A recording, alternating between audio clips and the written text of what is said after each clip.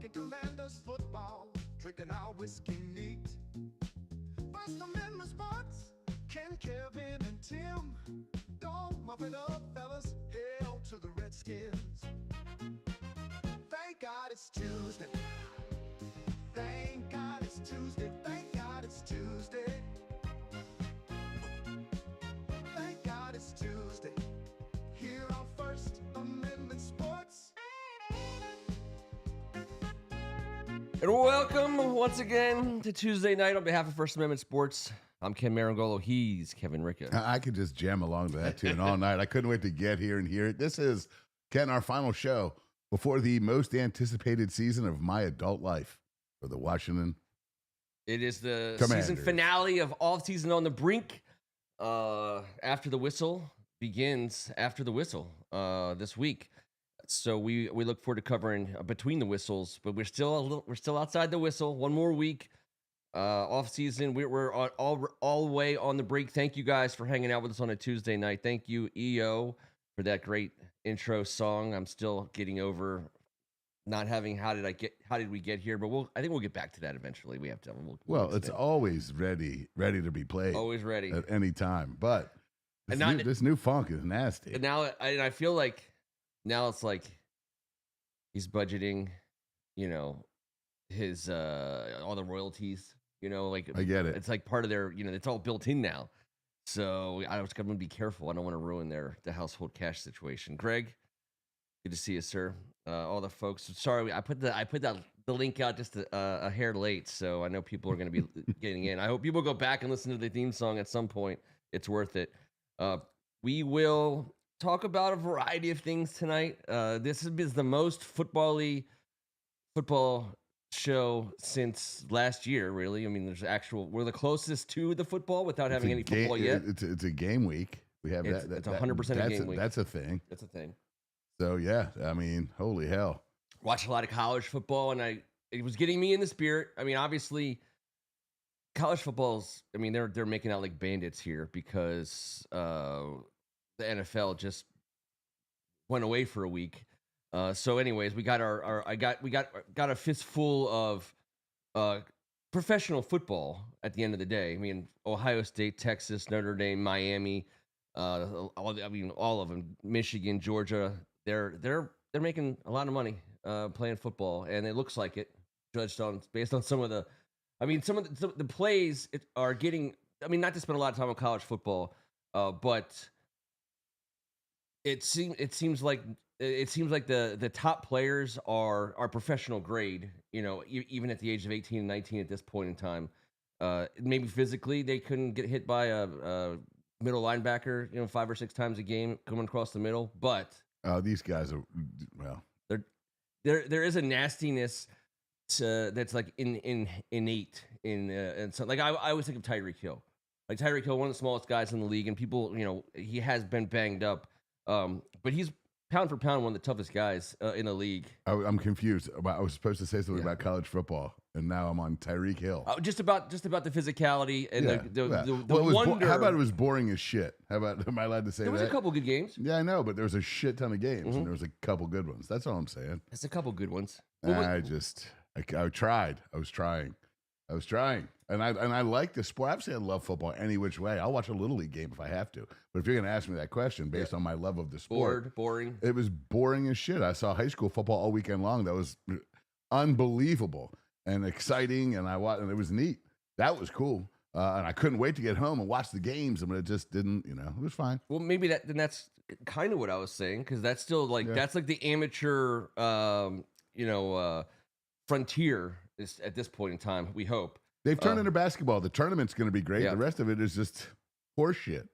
Everyone making a gajillion dollars. There's teams playing certain teams that just should not be doing it. To fund their own programs, you have to. You know what I mean? It's a lot of money. It's part of the game now. People are paying people to come on out, and some of these teams lose. I think Army paid someone fairly handsomely and took it on the chin over the weekend. Stuff like that happens. That's our dollar. I know. I was going to say, okay take it easy, guys. Yeah. Jesus. At least get a dub for the country in this one. Negotiate a little, or they're like, we're gonna need $10 million. No problem. Wait, I mean, you could have countered. No. Yeah. No, it'll get better. So you're saying it will get better. So you'll be okay. Yeah. I mean, there's not a lot of marquee matchups though. As I look at the first couple weeks on the schedule, I'm like, they got them all in. Like the matchup wise, they had a whole weekend full of them. And, they sure did, and it didn't do anything. It did not stiffen the trousers. Just didn't do it. Extra starch, for Mr. Ricca. All right, so that's good. The way I see it is, I was trying to think of this as like as a college football gets, and this we'll come off this right away. But going to the 18-game season, I just naturally assumed this would be the week the NFL moved into. But actually, they might push it the week the other way. Please do. Right? Just do. Well, I don't know. At the end of the season, it's all screwed up. Also, and we get that weeks. Monday off. We should have that Monday off. Absolutely, we should. But also, like Greg Martin makes one good point. Just the kids have been at so many different schools. It's hard to keep track. We know our because of our fantasy footballness and our football awareness. We know our professional athletes. We understand who's doing what, where, and blah blah blah. You and I covered Cam Ross at St. John's College High School, and they won the championship in 2017. He goes on to have a nice career, and he plays 2 more years at St. John's or whatever. I think he might have been done in 19. Anyways, he goes to UConn, Ken. Transfers to JMU last year after 3 years. Has a good year at JMU. I'm looking on the ticker the other day. He's Virginia's leading receiver and is the player of the week in the conference. At UVA, I don't even know who's there. He's been at UConn, JMU, and UVA over the last 21 months. And that's a kid that we should know from my high school, a kid you and I covered, and we have no idea. There's no clue. What about your boy, your boy, Kasim Hill? He played like 10 years in college. He had a handsome 7-year career all over. Maryland, Tennessee, but he wound up at Rhode Island after he left Tennessee, and then he got a red shirt, and then he got a medical, and then good for him. I loved it. I love seeing his name. We're just about on the outside of that, I think. Although I'm always wrong. The COVID year is somehow still going strong for a handful of incredibly old-looking players. That's also the funny thing. That just makes me laugh. If you talk about a team like Miami, for example, who they're Notre Dame, they're getting paid $40 million payroll. All those players are getting money for the most part. And then you look over there, and there's like Scott Bakula from Necessary Roughness, and it's like, wait a second, what's going on? Kathy Ireland was great. She was Sinbad great, had some dog in him, but Sinbad was a decent baller. He was a decent baller. But like these old guys, wait a second, that's a 29-year-old backup right guard or tight end or whatever. So that's gonna wash out at some point. I think we've gotten there. I hope so, because then it's going to trickle down, and that's what you're going to start to get. I mean, the high school seniors have gotten screwed pretty hard for the last 5 years. Well, that's the deal. That's the other problem that I have with the stupid ass college. The main programs recruit from the subdivision programs and the Division I programs beneath them. They just take whatever they want. They just pillage and just pilfer, and then everyone else is stuck. And you get a good player. It's a 6'5" cat playing left tackle that. Alabama A&M say, he's gone. If he does anything good, he's gone. So you almost want to bring him along slow. You're going to lose everybody. When there's money at stake like this, it's free market. I mean, I don't have a problem with it. It just doesn't mean I have to be such a huge fan of the game. It's turned into what I used to love college basketball regular season as much as any sport ever. And now I could give a shit. I still love the tournament. Tournament's still the tournament. I mean, everyone's pitted against each other, and the 4 handsomest paid teams have been arriving in the Elite Eight the last few years. There's always a couple, exceptions to the rule. And this year, with the amount of football teams in at the end, that's going to be badass. Do not get me wrong. Yep. But no longer do these regular season college games matter anywhere near like they did when you and I grew up. When if you lost in the first week of the season, you might not have a chance to compete for the national championship. Now there's a tournament. So whatever. I'm done with college football, and it's not the product that I feel the passion for like high school football, and it's not the adoration that I can't miss that I need to tap the vein on Sunday morning, pacing the floors relentlessly and not able to sleep the night before. It's not even close. So, but I applaud you, college ball. I was always, I always kind of was like a little weary of betting on college sports. I had no problem betting on NFL but now that everyone's making tons of money. That's the one thing that's different for me. I'm not a big college football bettor, but I don't mind betting on a game or two where I wouldn't before because I was like, I'm betting on college, kids, amateur athletes in college, which is not because obviously there's ethical side of it, but at the same time, it's like, who's betting money on hungover 19-year-olds? It's the worst. It's the worst game of gambling ever. It's like, are a bunch of 20-year-old idiots going to show up and cover for me? We're going into ethics right now. Saying. These dudes, the ethics of the ethics of the University of Florida. Yeah, so How dare you? Do you have a problem with betting on college kids? I'm like, yeah, I do. They're a bunch of morons and idiots. I have no idea what they're going to do. The Ethics of College Football by Urban Meyer. Let me get that for you. Let me get that for you for Christmas, kid. If you ever start thinking about the ethics of college football, just remember how many murderous gentlemen he had under one roof. Oh, yes. And no one knew because he put Mr. Tebow out front of the bus. Yeah, it's genius. It was so genius. So genius. Abracadabra. He's available, by the way. I heard that. Not Urban. I'm talking about Tebow. I agree. Remember DS had him in the stupid box? Remember this? And I was like, that might be it. I think it was the little guy that used to own the burgundy and gold team that we love. Oh, yes. Had him in the box, had him on television in the preseason, and I had a panic attack.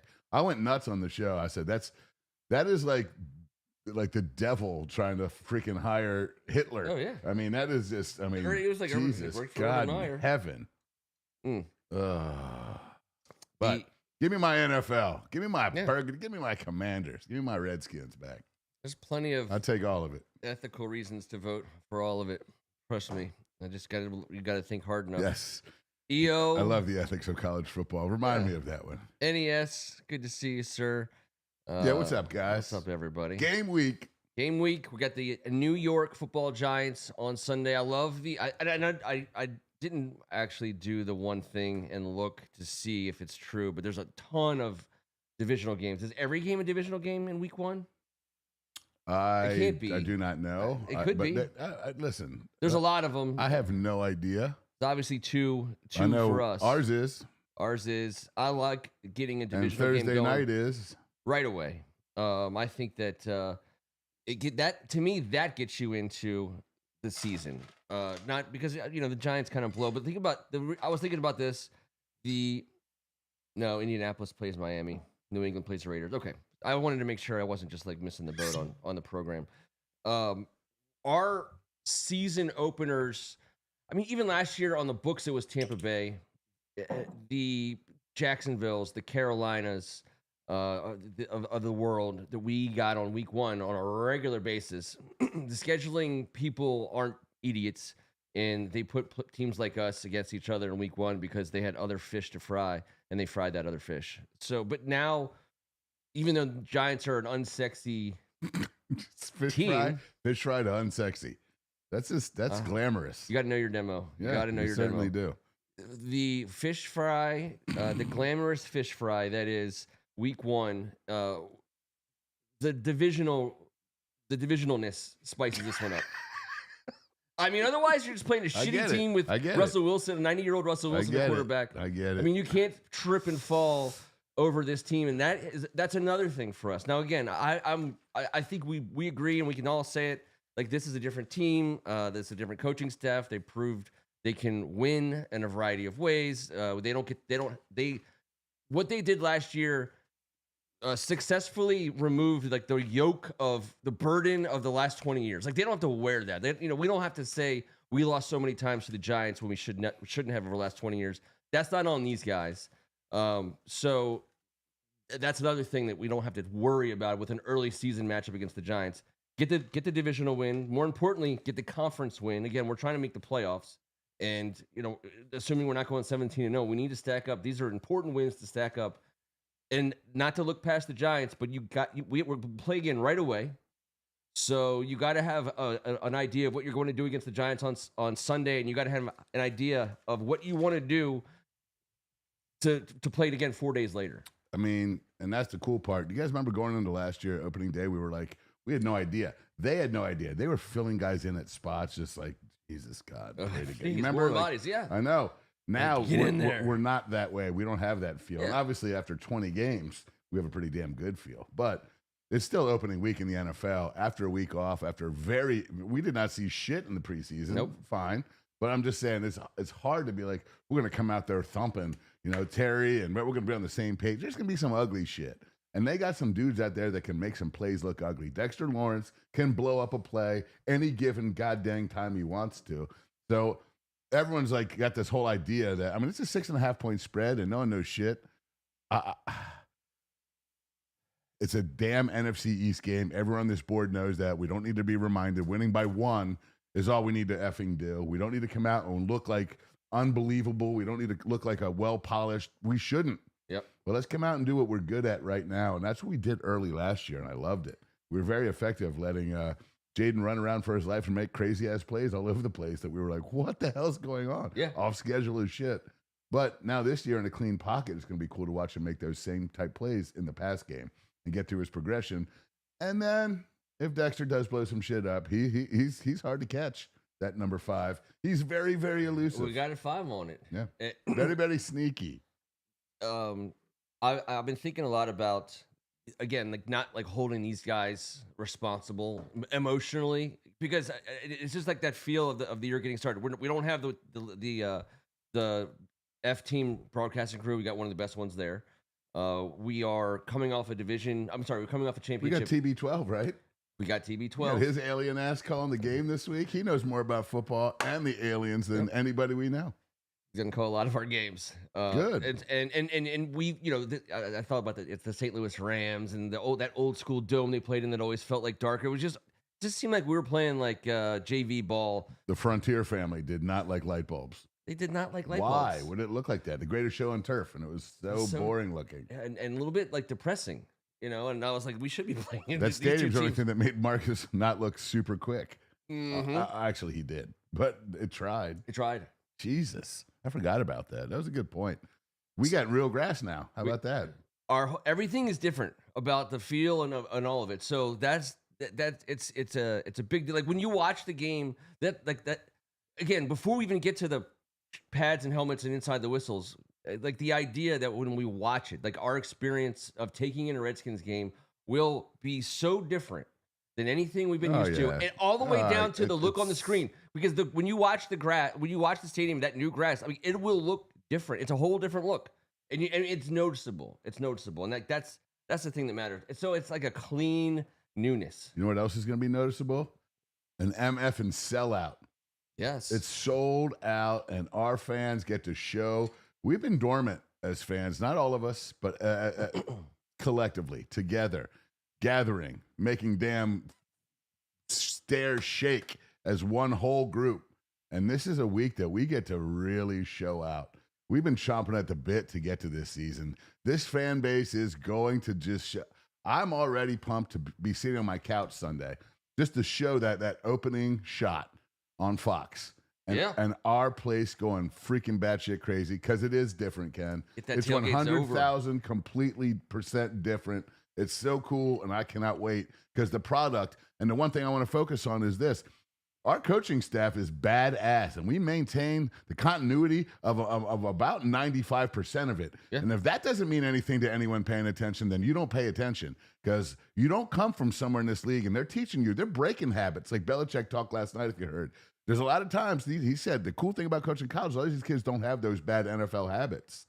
I can teach them instead of breaking them down and reteaching them. Yep. So a year into the game, especially on the defensive side of the ball, Joe Witt, when he gets his hands on Latimer, say, all right, and now Latimer doesn't have a hip pointer, and he can actually move his hips as good as anyone and mash in the run game in the coverage, and then teach him a little bit about what we do and what our style is and get him to break free from some of this stuff. Maybe he's done as the lone wolf ranger as he was in New Orleans, just picking up the other team's best. But within the framework of this defense, we're not just putting him on the other team's best. He's playing Team D. So I think having that offseason and this coaching staff really, really elevates who I think we are going to be early this season versus who we were early last season on the defensive side of the ball. The official depth chart on both sides of the ball is out. And since you were talking about the defense, let's put it up there. Mm-hmm. Where are we? Here we go. This is as reported by John Keim, our Official depth chart going into the game, bold type are your rookies, which means Trey Amos essentially is a starter in his rookie year, like the way we thought that he would be. Stamp. Although, just so we're clear, there's a 12 deep one line there because they got Von Miller at OLB, which is fine. So you'll look to see they're going to get him in there. That's a starting spot. Hey, listen, John Bates is also a starter, but he's listed on this egg. I don't know, we'll get there, but I'm just saying it's all semantics. But what is interesting is seeing the bowl guys that 6 linebackers after last year. What did we keep? 3? I don't know if we had 3. We might have we had Luvu and Wagner, and then it was like because McGee got injured. Yeah, but I dig that. Von Miller's listed as an OLB. He is essentially a hired gun. Yeah, exactly. He's his own thing. And look at him wearing number 24, being off. By the way, I love it. I mean, all 40. The Champ Bailey's jersey. I think that's my favorite 24 of all time. There's been a couple. Kelvin Bryant technically was 24, but I'll take Champ over Kelvin. Yeah, you better. I did. All right. Well, also this 4 thing. You got Luvu in 4, Wagner in 54, Payne in 94, Von Miller in 24. We got 4 on it this year. We got those 4 on it. 40. Tyler Owens 40. No, Tyler Owens is down. I thought he was going to 18. They might not have put that down. Great. That'd be great. I thought he was 40 last year. Anyways, I have him written down as 18. So you can dress 46. So you scratch 8 guys. So based on this, Owens, Cahoe, and Medrano are easy sits, and then maybe you pick. Obviously, Nick Ballore is going to get the start because he's you got to pick special teams. If Tyler Owens is playing, if he's a starter on special teams, he's staying. But someone's got to sit. Obviously, let's take a look real fast since we said special teams. Switch that out too. Before we do that, though, the cool thing about this thing is you talked about what we're doing on our defensive line, and the one thing that we have to do better this year more than anything else. In fact, our entire offseason was dedicated to doing what? Stopping the damn run. I mean, so we have to stop the run. If we can't stop the run, it's all this whole thing's for nothing. That defensive line is a different looking defensive line. Wise, Kinlaw, Payne, and really any one of a couple of guys in that 4th spot. Dorrance Armstrong is a beastly individual. But every single one of those badass dudes is a beastly individual. Now, Jacob Martin is a Swiss Army knife beastly individual. Yes, he Not is. as big as the rest of these cats, but we're going to use him differently as well. But those other 7 guys, man. I love Newton coming in for Armstrong and having Von Miller rushing around those guys. I don't know how you put together that, but Wise and Kinlaw come onto this defensive line, and that is an immediate and obvious manner of addressing the run specifically, and that's their meaty, gigantic, beastly. They have Wise listed as a defensive end. All these guys are just gigantic defensive tackle types, but they do everything, and that's our best chance in pass rush downs when Dietrich Wise is playing tackle and Dorrance Armstrong moves inside to tackle, and you've got Jacob Martin and Von Miller coming off the edge with a speedy linebacker package inside the game. This is what really gets me excited this year, because we've already talked about the ability to get big. We got way bigger, and stopping the run, that usually helps. But in pass rush situations, we can maintain our size. Exactly. And have the 4 best pass rushers on our roster getting after it with guys like Luvu, who was one of the better pass rushing linebackers in the game last year. I'm really excited about our possibilities. And dudes like Quan Martin at the line of scrimmage, more and more this year, when we're going to see some guys, we're going to see some 3 safety looks they talked about getting Jeremy Reeves involved. So Joe Witt's finally got some toys to play around with because of the size and the versatility up front. This is also one of the things that excites me. The coaching aspect right now of this franchise is what's getting me jacked up. Obviously, we got guys put in the right places. We know that. We've seen the talent that we possessed. We've witnessed that. One thing that is not tangible to fans right now after the last over a year is the level of DQ, Joe Witt, Kingsbury, and the trickle-down effect of all these coaches we brought in with such amazing resumes in NFL and their times. That's what I'm ready to see this damn September. That's what I'm ready to have pop out at us. And I'm not going to be surprised if we boat race the Giants. I'm not. I just think it's going to be more like an NFC East game. Yep. But I want to see what our coaches got because I know what kind of talent they put in place. So let's see. Let's find out about these guys a little bit early on. Watching the preseason, you understand the value of more than just your most famous, highest paid defensive lineman, which we have some, and we've had some, but they can't play. This isn't Madden. They don't play 100% of the downs, and more often than not, around the league, which was cool to watch. If you're watching the preseason, especially the week where most of the starters for every team sits, there's going to be a guy or two starting on the defensive line that's going to make the team, and they're just getting some extra reps, but they're going to be rotational guys, and they end up being like the big difference makers. And for us, on here, that's Eddie Goldman and Jerzan, Johnny Newton. Those two guys listed, for all, in two on the two deep, just here on this page. That's a big deal. And we're going to see how Eddie Goldman fits in. He's enormous. He's gigantic. Johnny Newton, he's a starting defensive tackle everywhere in this league.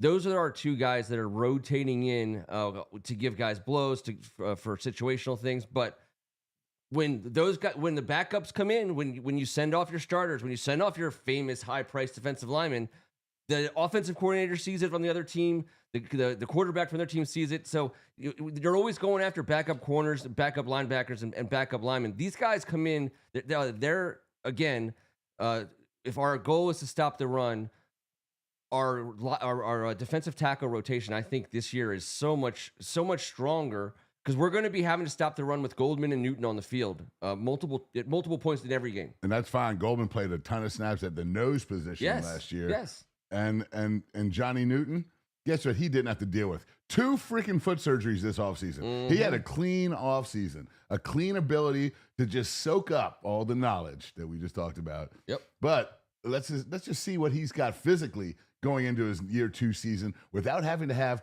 separate foot surgeries weeks apart. Give this guy a chance to come in here fresh, and I can't wait to see it. He is going. I mean, again, like that. If stopping the run is the difference between getting back to the NFC Championship game or not, we're way better equipped to do it with Goldman and Newton as our rotational defensive interior defensive linemen. So I mean that's like. That's a heartwarming. It is, and don't think for a second some of these defensive backs have improved our ability to stop the run as well. That's right, because we are not going to be missing anywhere near the amount of tackles we did in the first month of last season. Remember that all went away, but remember the first couple weeks, Tampa Bay, the Giants. That was all we heard from DQ right away was that the missed tackles are inexcusable. This defense will not miss tackle. We do not play guys that are missed or tackle miss it. He went nuts on, and then we didn't hear about that shit for the rest of the year. Then it was about getting to the passer. But when you got no more bullets in your holster, it's hard to get back there. Yeah. And that was more, an indictment on our talent versus what DQ was talking about early in the season. What we have now, look at these guys. Every single one of these guys is a physical badass. There's no slim pickings out there. There's no slim pickings. There's no weakness. Now, depth is everyone's weakness in this league, and it is as well. And especially our inability, I believe, right now to get to the passer at an elite level or even an above average level. We got to do it at an adequate to good level, and then play Team D and red zones where Joe Witt makes his bones. So we'll see. I think Trey Amos getting the nod over Jonathan Jones and Igbenogany is noteworthy. I mean, all reports indicate he had a great preseason. We didn't see a ton of them. And how about all that bullshit about Igbenogany? He's no longer on the trading block, I guess. No way. The way we saw him play this preseason, that was the biggest crock of shit. I'm glad we went off on that equally last week. We both dig this guy. And look at that. It's the same thing as your two. Same thing as Eddie Goldman and Johnny Newton on the defensive line. If you have Jonathan Jones and Noah Igbenogany coming off the bench to guard somebody, you're doing pretty damn good. Jonathan Jones played the second amount of snaps for any cornerback on the New England franchise last year. He was their number 2 starter. We're not asking him to do that. In fact, he's taking 2 steps backwards. Good. Mm-hmm. Good. He'll be great at that role. Perfect at it. That's what we're talking about here. Go out there and do your thing, Jonathan Jones. So we will transition here. Let's go. Let's check out. I was just looking at the because there's 12 names on 1st and 10. I know it doesn't matter anymore because being a starter doesn't cost you anything. You're already making multiple millions. 1st and 10. What formation is the offense running before you run it? So we're gonna call that. All right, the Giants come out on the field. Russell Wilson is coming out there. I assume Tyrone Tracy's getting the start at running back. Malik Neighbors on the outside. They have a tight end. I can't think of his name. Well, one thing I do effing know, they certainly do have a tight end. They have a tight end because they are the New York Football Giants, and you have to have a tight end. You have to have a tight end. I'm guessing on 1st and 10 on the road in the NFL that Russell Wilson is handing it off. Extra, maybe 2 tight ends, two wide receivers, and a running back. And I think you're saying Von Miller's not on the field for that down. He does not have to be on that field for that down. He does not need to be out there. He knows what downs he needs to be out there on. And hey, 1st and long, fine. But if I'm Dable, I'm thinking run right at Von Miller if he's out there on 1st and 10 on the first play of the game. No, I'm thinking throw it deep to Malik Neighbors on the first play of the game. Well, I mean, that's what you should do. Well, that's all they have. That's what everyone in their Giants fucking uniform thinks right now. Yeah, he is their guy. He is their offense. He's everything. Yes. So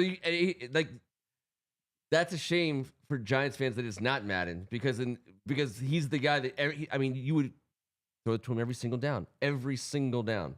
They have to. What else?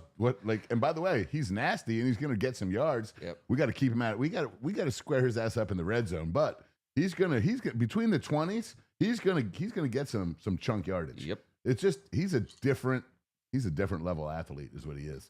He's special, and someday I believe he will be here. Yes, I 100%. Either him or Brian Thomas Jr. One of those guys. They're gonna race each other to get to our roster. Maybe Jaden will get so much he'll kick a little back to those two. It could be like the T, one big happy family. T and Jamar. Yeah, it could be part 2. Let's go, and just be like, hey. Jaden promised us like 60 billion Bitcoin in the year 2077. Let's go.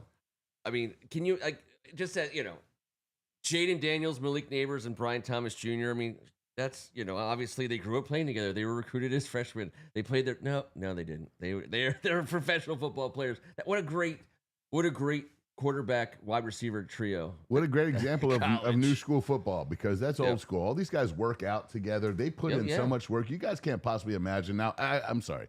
The guys on this board can. The general public can't possibly imagine the level of what it takes. But that bonding between those people, when you see someone that works as hard as you and does what you do, and then 3 of the best receivers in the game happen to be brothers of yours, you're getting one of those boys. But the other thing about it is, because they all worked out together and because they all are so familiar with each other outside the ropes, they know. So if you watch guys talk, as we do, and everyone here does, that's all we do. We watch TV and everyone talks. You never heard anyone talk about Keith Schuler or Gus Frerotte or, for that matter, Taylor Heineke, honestly, or.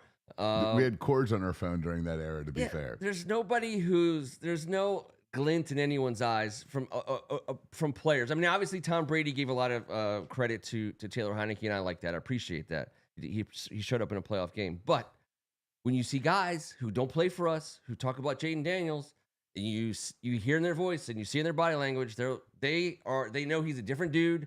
And then you see it, you see them know it, and you're like, holy shit! We're not just thinking, it's not just us. We're not just blowing this out of proportion.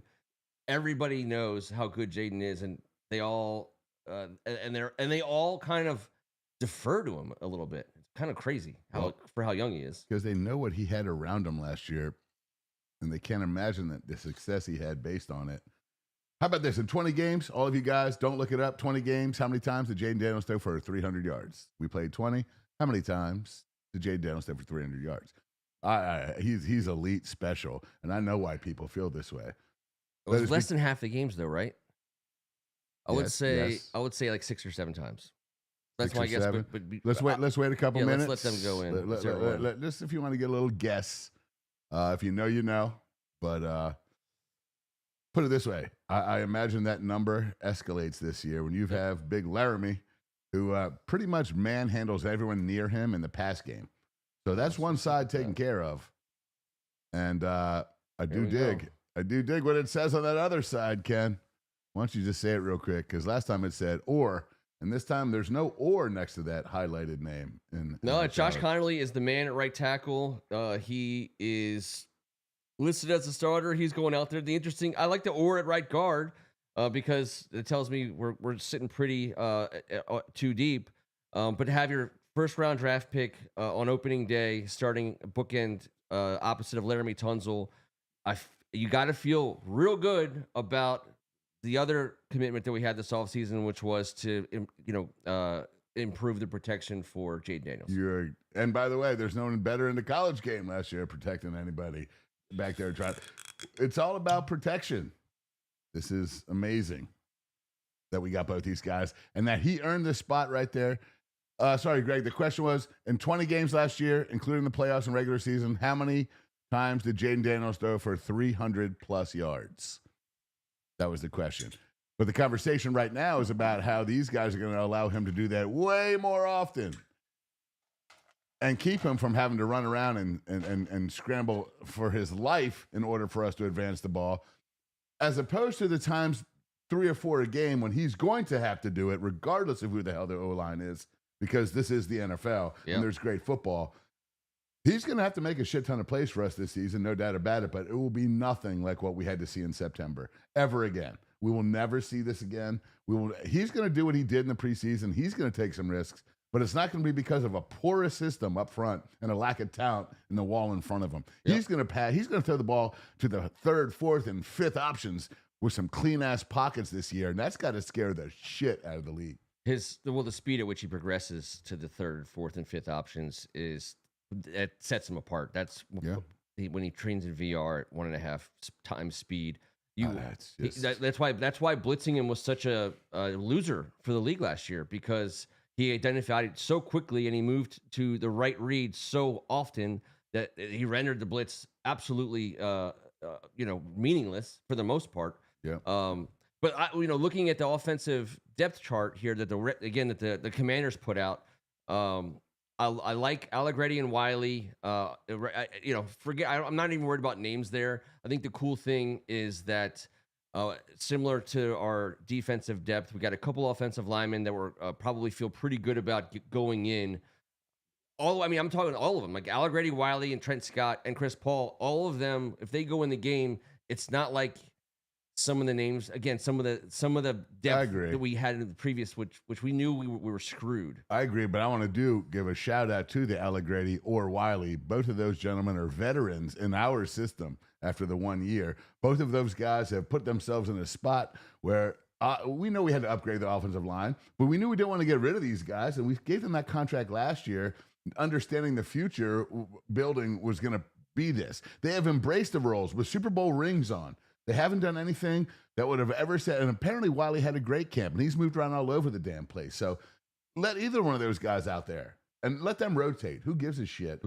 They're pros, and they're legit adequate, and they're going to hold that spot till the badass Cosme gets back, and then people are going to start talking about our offensive line as one of the top 3 in the league, if not top 5, if not top 3. I think that, again, we talked a little bit about last week, like you're never healthier than on the first snap of the first game in September. And shit, we kind of are. We kind of are. I mean, and that's not Cos, but without Cos, I mean that's the name here. Right, that let's we're not missing. call him that ever again. I don't ever want to call him that ever again. I think that you're never healthier than you are on week 1, first down, and so like we have to run the ball well, but we have to do it like all day long.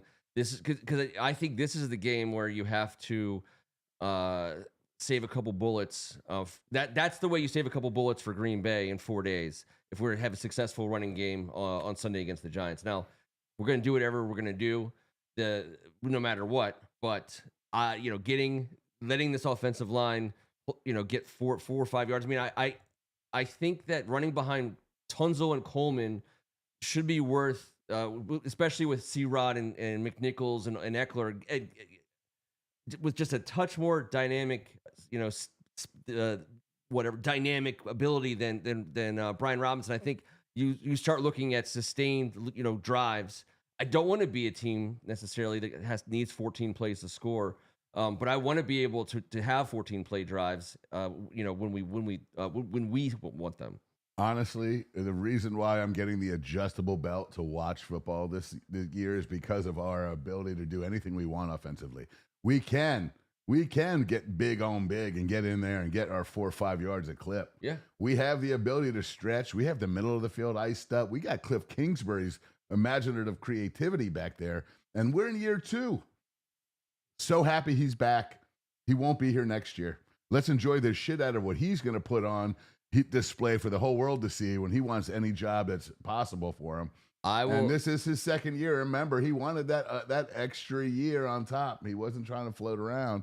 He took it. I am going to my boldest prediction. We're not done with all the guys yet. Though, no, we're Ken. not. We're not. But my teaser. boldest prediction. You took it down for your boner prediction. Boner prediction. Get in there. Cliff Get Kingsbury in there. Becomes the highest paid offensive coordinator in league history. Right assistant here? head coach. Right here at home. Right here in his third year. That Josh Harris at least says, "Hey, listen, if it's about the money, let's make it not about the money." Nah. If you want to, and especially again, so much is going to depend on so much of the reason why he came back. I mean, they went to it's still so surreal. We went to the NFC Championship game in year 1 of this whole situation. So the fact that there's something there that's worth it's a good job to have, and it's worth extending yourself to do. Being a head coach in this league is if you have the ability to wait until it's the 110% most perfect situation for yourself, I think that's at least the opportunity that he has here. If I'm one of these filthy rich a-hole NFL owners, I'm sending my 2 finest pitchmen right at Witt and Kingsbury last year relentlessly, like freaking a pack of wild dogs. So it's coming. But we're doing, we're right now we're taking care of the second, third levels. There's going to be guys that can step up and do stuff. Now, Kingsbury, let's be excited about what we're doing this season. We're gonna set stuff up for the baseline for our offense moving forward. Regardless of that, let's not talk about negativity. Let's have some fun this year. But we have the ability to do so many things with this offense. Everyone is a dual threat. Everyone. Damn. So the only kind of off-season-y comment, since this is really our last off-season show, I hope you'll humor me just for a second on this one, because I look when the depth chart comes out, these are our guys. This is what we're rolling into the season with, and so it makes me wonder. I think to myself, all right, where is it's so obvious and clear where we've gotten better. You can look and see where we've gotten worse. I would argue we really haven't gotten worse anywhere year over year. And I'd say where the one spot on the entire 53 that I look at and I think, which is exciting when you would look at the places that you would address in the coming offseason using specifically draft resources. Forget about free agents because you never know who they are and how much it's going to cost. But you're always going to have that first round pick coming, then that second round pick coming, and we expect those guys to be starters in day one. So they are. Hear them picks are coming. Yeah, we have Josh Connolly and Trey Amos. Goddamn, we need them. They are starting right away. Hey, let's get a tackle in the corner. Okay. Exactly. A tackle in a corner.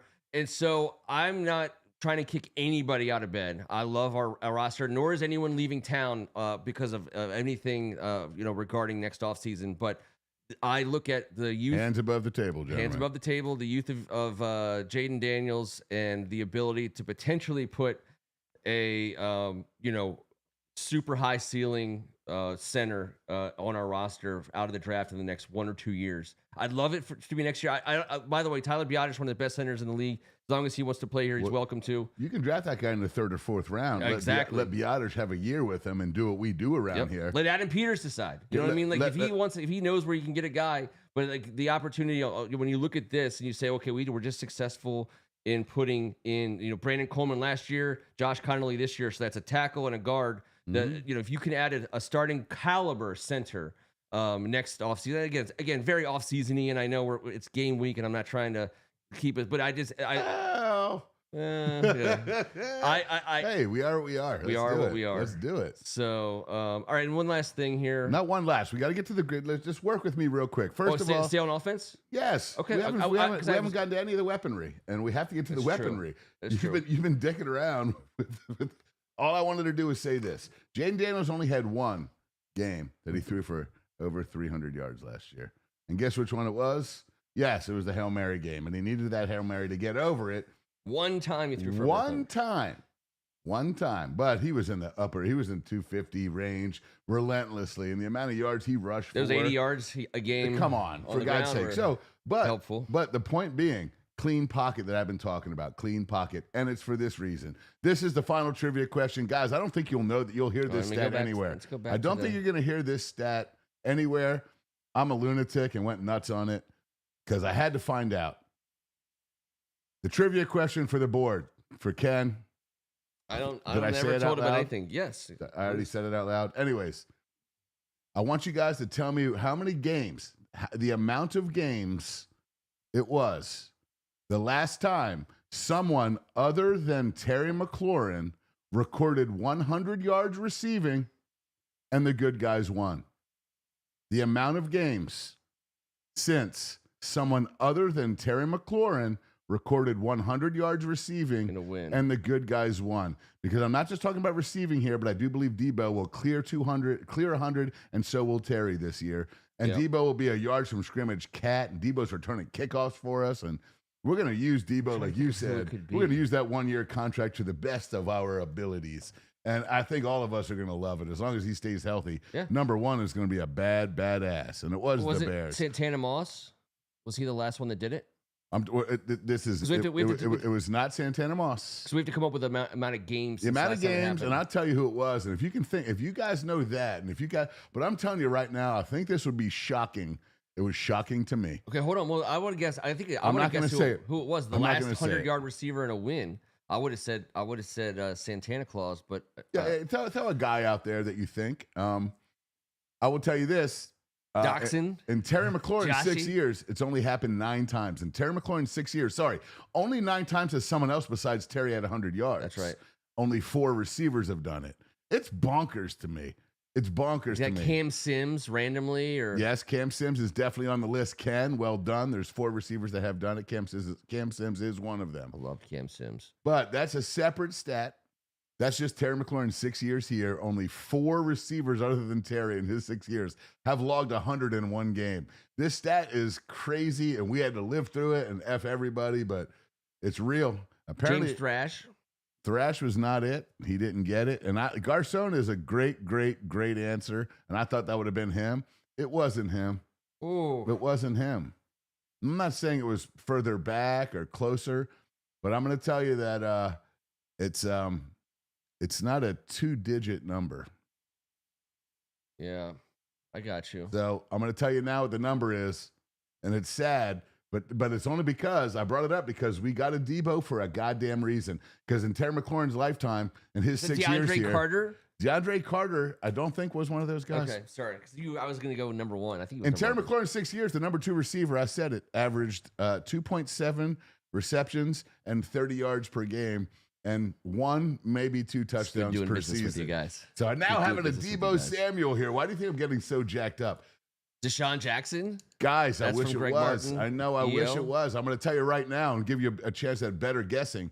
It's been 125 football games since a man other than Terry McLaurin has had over 100 yards receiving. Chris Cooley? And the Redskins have won. No, that's a tight end. So I know, but you said receiving. Okay, so wide receiver, specifically wide receiver. But okay. I think it's specific to either, to tell you the truth. Okay. But it's been 125 GD games. Not Devin Thomas. Since we've had a wide receiver, a number 2. This is a specific number 2 stat. That's like 2018-ish. So Jordan Reed had some games. Alex Smith but this is specific to the wide receiver 2 position. A wide receiver, not a tight end. We actually had one running back do it. Over the Terry McLaurin era, the highest receiver in one game besides Terry, Brian Robinson. D-Rob. Naturally. He is a... we're talking single game receiving stats. I went on a whole freaking. I went down it, but Anthony says Robert Cohen. Anthony Allen. I don't think it was Anthony Allen. No, it's not that far back. It's not that far back. I will tell you this: it was November 23rd, 2017. Yeah, and it was this man's first stint with the team. First stint. He's been a Redskin and a Commander. I'm not sure if he was a dill bag or a red, white sweets, or what do we call ourselves? The team? The team. Or the football team. The football team. Yay. Yeah, no, Laveranues Coles was before that, Greg. But how about the shocker? 125 games? Like, T. Higgins is giggling so hard right now. Are you kidding me, Addison? Up in what was his Minnesota? number? So what's the number? Was it? I'll tell you, he had 7 Jamison? receptions. It was Jamison Crowder. Oh, yes. It was Jamison Crowder, and Greg Martin got it before you did. Okay. Well, I don't know. That's all right. Well, I'm just saying, on November 23rd, 2017, against who? The New York Giants. In a 20-10 victory. So can this be the day another man besides Terry McLaurin goes over a hunch and we get the W against the Giants? 125 games for a number 2 guy to have 100 yards and a W? That's disgusting. As an offensive lover of this sport, that's filthy. Yeah. That's incredible. It doesn't mean that it had to happen at the same time. It means any effing time another dude that had a WR listed in the program next to his name for our guys. You got to be effing kidding me. I'm sorry. I want spread that stat everywhere, and then watch. Let's watch a little screen. Go to Debo and watch him get another 3 or 4 20-yard gashers and go for about $150. I was trying to think. Greg Martin, you're not listening. You made tight me end think. Doesn't count. We're talking about wide receivers only. WR2. I'm talking about my whole study on this was based on who was Terry McLaurin's not only shitty ass 6 starting quarterbacks for the last 6 years. This will be the first time he's had back-to-back starters in his whole entire career on opening day. But who his shitty ass number 2 wide receiver was that's supposed to free him up. Ooh, there's guys that are supposed to free up Crowder the main dude. He wasn't technically even our number 2. He's a slot receiver for life, and a great slot receiver at that.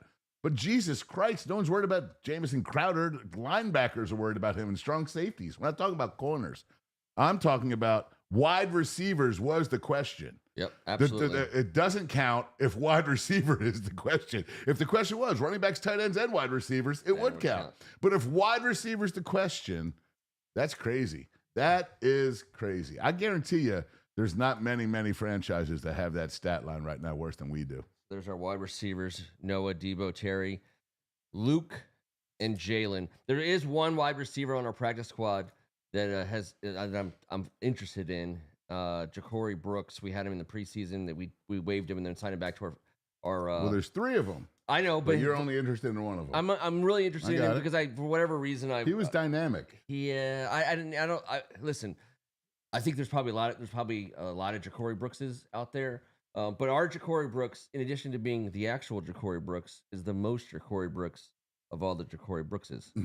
So I guess I cannot argue. Yeah, but I will also say this: that Ja'Cory Brooks can remain on that practice squad for sure, without a doubt. And so let's talk amongst ourselves. Let's talk amongst ourselves. Kendrick Bourne. I don't know why it's like a big like. Some people are trying to say it could be Noah Brown-esque. I don't think that's the case, but I do think. And we said it last week, those 5 receivers were left at 5 for a specific reason, for a veteran to be named later, a guy that you can use in certain packages that you trust implicitly, like a guy you drafted before. If he had the Adam Peters stamp of approval, he would probably already be here, is my guess. Well, he's here now visiting. I know, so he left San Fran without a deal, and I don't know what they're doing right now, but I thought maybe someone might even pop off and let us know. I'm looking forward to that. I'm not looking forward to the Kendrick Bourne signing as much as most, but I think it allows us to be so elite as a veteran group. I like him better than Michael Gallup. Yeah, me too. And KJ Osborne. Gallup's a straight runner. Yeah, yes. Just like these veterans. I agree. There's a kind of veteran wide receiver that we can use. Just last year, he signed a 3-year, $33 million deal. It was incentive laden, and some are like, it's only 19. I don't give a shit. That's somebody that's somebody you don't mind if he's your number 6. Yeah. Am I wrong? And he requested his own release. He didn't get cut. He didn't do anything bad. He went in and was like, yeah, I got my signing bonus. I got my 1 year. This was a 2-year deal regardless. This shit sucks. I'm out. Let me go. I want to go somewhere else. And really, I think that could be a neat little steal for a guy that could fill up a role. But it's not Noah Brown level last year until the injuries start happening. And Noah Brown, and both Browns, Diami, all got hurt. So the The interesting thing about our wide receiver scenario is that once again, I have a sneaking suspicion that Noah Brown is going to have crazy good numbers because of two main reasons. One, besides crazy the obvious, numbers. There's too many guys for crazy good. But numbers. No, that's my point. I mean, I think that because of Jaden Daniels' ability to see so quickly what the defense is trying to do, and because we know what they're trying to do is to get rid of Terry and Debo for the most part, he has a corner of his eye is going to be on that Noah Brown route because he knows it's going to be one-on-one most of the time. He knows it's going to be against the backside of the defense most of the time. And the other big thing is last year, I thought he got in such a comfort zone with Noah Brown. When Noah Brown got hurt, I thought it was obvious that he was struggling to fill whatever that little spot was that Noah Brown filled for him. When he put the ball in the air, the mid-range. He's a mid-range J guy. He's the Juwan Howard of the squad. You're not worried about straight mid-range. He's not giving up. He's going to protect you as the quarterback. He's going to, and he's physical. He makes contested catches and he gets you penalties. He had one teeter, and it gave it's psychological. His 300. Yes. It did, but how he works the middle of the field, kind of like our guy Ertz. He's a big physical badass contested catch monster. And our guy can find a window and put it on a dude in a spot away from the linebacker, like feeding the post in the NBA or college basketball. Guys got someone pinned up. You hit him on this side, especially away from coverage or nothing high over the middle of the field. You don't want them tippy-tippies. That's right. So that's why he was a badass for us. How him and Ertz worked the mid-level of the field, it was super cool for us. But now we have guys that are mid-level and deep guys. So yes. What I think Jaden Daniels in his second year will be good enough to do is he'll be good enough to pound the ball towards Ertz and Brown until defenses adjust, and then he gets a one-on-one with Debo or a one-on-one on Terry at some point that he can take advantage. And then he knows on that play when he's got it, and then he knows he's going to that spot. But he's smart enough now, I think. And Noah Brown will be open, and Zach Ertz will be open. And I think he's just going to throw it to him. Hey, if those two can stay healthy, Jaden Daniels is going to make them look great. He's going to be like, don't. Why wouldn't he? And then all of a sudden, then you have to make them sit on stuff. You make the safeties honest. You make, and then it's over. With Jalen Lane, Debo Samuels, and our four-headed backfield, I don't give a shit who's out, who's in. Mm-hmm. We have what's going to be a better offense this year than we had last year. More dynamic, and we'll be able to use way many more inches of the field with the talent that we have readily available. Debo Samuel and Cliff Kingsbury. He's like, you know what Cliff Kingsbury wants to do so badly, worse than anyone? Get great production out of Debo, better than Kyle Shanahan. He's not only am I handsomer than you, not only am I cooler than you, but I got Debo after you farted around with him with all those other superstars. And I showed you exactly how to use them. That's what he's thinking right now because he's a savage. And that's how these monsters have to go about it. Oh, I cannot wait to see what he's got planned for number one. Just so you remember because everything's in the context of these grainer conversations about Cliff Kingsbury specifically. Debo's on a 1-year deal. These coaches are always on 1-year deals. But if you tell Cliff Kingsbury, I'm bringing back Debo. I'm spending $40 million on wide receivers and running backs. We're drafting a center. We're drafting a tight end. Whatever. I mean, you're like, or you can be the coach of the Cleveland Browns. You know what I mean? It's like, wait a second, what are we even doing for as much money as you want? But that, like the Debo thing, using Debo right this year, is crazy. And speaking of using Debo, just to close out this segment of the chart, we are using him. He is listed as I'm sorry. I went defense. I meant to go special teams. He's listed as the kick returner. Now, that is a commitment to special teams that few teams in this league succeed at. The Pete Carrolls of the world, the Joe Gibbs of the world, the Dick Vermeils of the world, the people who understand special teams wins you championships. This is that attitude. Debo Samuel is the frontest of frontline starters, and he's returning kickoffs. It tells you we want yards on those plays, we want results on those plays, and we're putting our best guy on the field to get it. And let me tell you, I feel like this is how the conversation went. Mr. Samuels, you are going to make 18.5 for this year. And he was like, all right, cool. And you're also going to do receiver, blah, blah, blah, and return kicks. And he was like, okay, well. Okay, Mr. Samuels. How about 4.5 years, $1 million more for you in your 1 year here? Just because we're nice guys and we understand your value. And you're going to return kickoffs. Fine. Done. Fine. Done. Because this new kickoff world is different. Yes. This is built for a guy like him. It's his exact specifically for him. He's Eckler squared.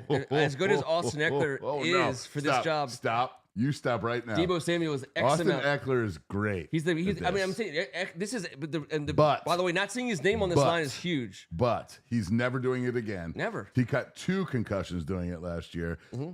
He's done. Deebo and Luke. That's who's going to rotate at the position. Luke's going to eat some of these kickoffs. And when Deebo's back there, they're going to kick to Luke as best they can. No, but when Deebo's back there when he's back there by himself, there's no doubt about it. They're going to try and kick that shit out. Coaches going to be like, I'm not fucking with Deebo Samuel. Like, not only can he break tackles, but he can fly. By the way, the Giants are famous. This sets up perfectly for us. By the way, Tress, way gay. We're way gay on special teams. We're way gay on for punting, holding, and kicking. It's the Otway gay. We're the Otway gay. The Otway gay.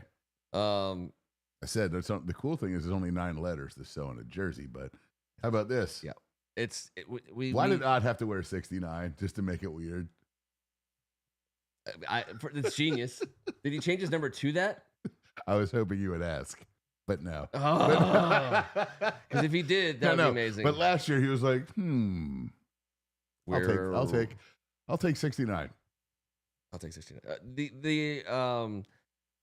The idea that the Giants famously, I mean, I remember Tom Coughlin telling his punter, whose name escapes me, but he was like he was a veteran. Whatever you do not punt to Deshaun Jackson. Do not do it. Please. Whatever you do. Spike it. Just throw it, just like a quarterback spike. I don't even care. Just don't take it to Deshaun Jackson. Shove that pigskin directly up your ass. Do not. He was like, here you go, Deshaun. No. He kicked a line drive right to him. And Deshaun was like, now I have an extra 2 seconds. Come on, man. Come on. It'll be it's the fact that we're putting Deebo Samuel back for kick returns. I mean, you have the biggest, but if you kick it, the thing is, it's also a win for us. If you kick it through the end zone to keep it away from Deebo, we get it on the 35. That's the new rule. So they're thinking that's why they have this kick now, right? The 2-step wind up. They have these kickers 2 steps back, and then they just like pooch it inside the 10. Yeah, and they're hoping after all the other colorful words you said earlier, I knew you were going to say pooch. Little pooch. They just pooch it in there. And they're hoping they can keep him inside the 35 now. That's a win. That's how you win on specials, which is it's terrible, but that's going to get Deebo some attempts at the end of the day. You've loved this kickoff game more than anyone, and by the way, I've learned to embrace it now that I get it, and I dig it. But I know that we are going to be elite on specials this year. You heard me drunkenly say this 100 times last week because I truly believe we are going to be fantastic on specials. To have Deebo Samuel back there, the creativity, the ability to just, hey, how about this? Screw it. Screw these Commanders. We're kicking it out of bounds. We'll give it to him we'll give it to Jaden Daniels at the 35. Well, look at That's 3 points, dude. That's 3 points all day, unless the out of the way to the gay kicker doesn't work. But look at this defensive. This is our defensive roster, and you look right down the line: McGee, Ballore, Reeves, Owens, probably Igbenogany. I believe he'll be a special team standout this year. Fantastic, but I don't even know if I want him out there. I'm okay with not having him out there either. But he is that dude. Then you throw in and you look here, and obviously you can't put a bunch of backup offensive linemen out there, but you have the ability to put some big tight ends, John Bates, Colson Yankoff. These are guys. Bro, this play Yankoff yanks people's heads off on special teams. Every time he collides, I'm done making fun of that guy's name, because if I see him at the mall, I do not want any smoke. The way he runs down, This is a backyard play. He is a badass, dude. This is the backyardiest play in the league today. and if you put 11 badass dudes on the field for a kickoff, I agree. and Deebo Samuel is the guy, that's just I couldn't agree more. That's leather helmet style, and so that's why I love this play. And more than that, I could love it less if we decided that we were going to. I mean, again, no offense to Luke McCaffrey, but if that's our game, that's our game. But when you look at when you say we're going to have Deebo Samuel back there, that means you're going to have 10 animal dudes in front of him, and you're going to have a plan, and he's going to run like hell over, or behind the right guys, and it's just like the R11 versus R11 in a backyard brawl. So that's the beauty of that with play. Elite special teams coordinating. Yeah. I mean, we have so, like, I'm sorry, Mm-hmm. everything that we suffered from over all the DS we had to deal with is now all coming to fruition. Yeah. It's okay to feel this way. If you're not going to root for your team because you're worried about injury, it's the wrong sport to root for. Yeah. Because other than the possible, what else do we have that we shouldn't be super excited about as a group of friends, as a family from Ken's basement? Like, what the hell else? So let's spread the good word. Yep. Let's be happy as shit, and let's embrace this team the way we all have over the bad times, and kind of teach these people it's okay to see success. It's okay to be good and think you could be great. It's okay. And the difference between good and great is, for example, that kickoff play. But moving on from there, it's also now Deebo Samuel isn't just the reason why our kickoff play is great. Deebo Samuel is all of a sudden now the reason why our red zone offense is great, inside the 10, inside You're the 5. Goddamn right. Deebo Samuel's there. The Kinlaw and Wise are all of a sudden why on the third down, defenses or offenses are going to have to be real careful about how they attack us with those guys coming off the ends. Tunchel, Connolly, Coleman, Biotish. It's 2 Super Bowl winners rotating till Cosme gets back. Jesus H, dude. Yeah, you can be special we have to run the ball. We have to run the ball well. We have to do it the old-fashioned way, in the way the classic way with just us versus you when we win. But Kingsbury will not be able to resist the temptation in week 1 to put some of his plays out there. I would be shocked. I really would be shocked if they burn a lot of that on Sunday. Things have to be going a certain way. I don't see. You are so hyped up about this Green Bay matchup, but here's the not cool even about thing. Green Bay. I'm just talking about the rest of the season. I'm not saving anything for the Packers from Sunday in terms of play calling. But I just don't think that. And how about this? Anything he shows on Sunday against the Giants, he's doing for a reason. He wants you to see John Bates come out the backside for something. Oh, random. he wants to dress that. He wants to dress that boner cake up. Yes, in a luxurious gown, as if it was like the boner muffiest gown championship of all time of the universe. Yeah. And then make an adjustment at halftime, because I'm telling you right now, DQ hired 2 cats after he failed in his first attempt. He had the Super Bowl 1. It tormented him. He went up against Tom Brady and lost. Tom Brady needed 4 game-winning drives to take DQ's ring from him. Can you imagine the drive of a guy like that to get back? And the guys he's putting in charge right there, understand. The game is all about adjustments. I lost because Bill Belichick adjusted with the greatest quarterback of our modern-day era, maybe of all time. And they beat us because I didn't adjust.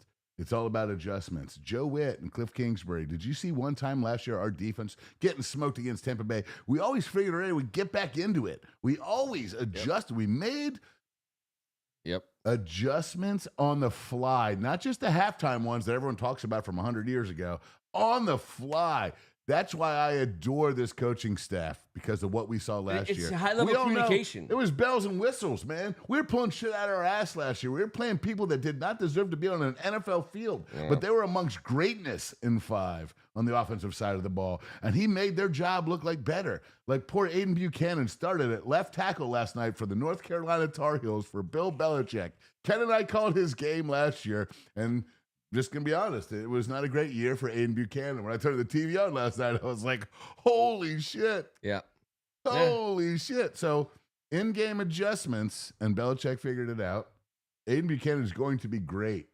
He was playing in the WCAC 5 minutes ago. You can't just be a left tackle. He was a left guard at Good Counsel.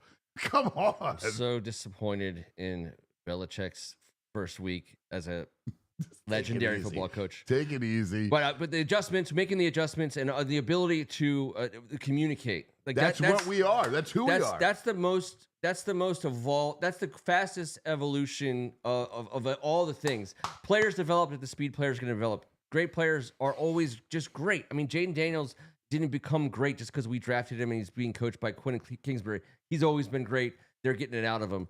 The ability to talk the language with each other, the ability when Jaden Daniels is running off the field in that one game against Arizona or whoever it was, and he turns to Cliff and he's like, "Hey, they're 1-on-1 in Diami or whatever." The next play was there. Bang. And that was obvious communication, but their ability to communicate real-time adjustments to each other while he's on the field and while he's on the sidelines. That's next level. We haven't had that. We haven't had a quarterback who could handle that much. I don't know everything about everything, but being a coach that would give that much, or a coach that would give, because we didn't have a quarterback that had that much. We never had a quarterback. They didn't have that much, and I mean, listen to the play call, and when it's like X banana Y 313 jet left prop on 5 side. I mean, and they go on, and you're like, holy shit. Like, that quarterback has a lot going on in between those ears. When was the last time I had a banana? I'm like, I live on a banana. So sometimes they're delicious.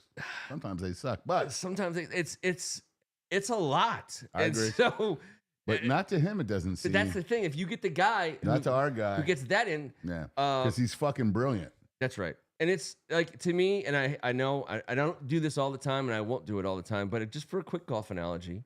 The guy, when you talk about, like, there's like a trillion things going on in like the best golfer's swing. You know, you watch on Sunday and you see these guys, they're doing so many things without even thinking about it. But at one point they did. The first day they had like 5 things they thought about every time they swung a golf club. And then at some point they didn't have to think about those. Hold your balls steady. Don't let your balls all dangly out them little khakis. Against the wind. 5 inchers don't work. Tell your wife at Christmas. Yo, that's where my brain goes. Every time the 5 inchers, obviously. We have to work on that. That's at least 5.5 maybe. Well, when you're stocky, like a wet 5 3/4. No, but when you just have no leg length, you can't just go for the 9 inchers. You look like an idiot, like a clam digging ass fat boy. 2 4.5s. Yeah, do just fine. But you know what?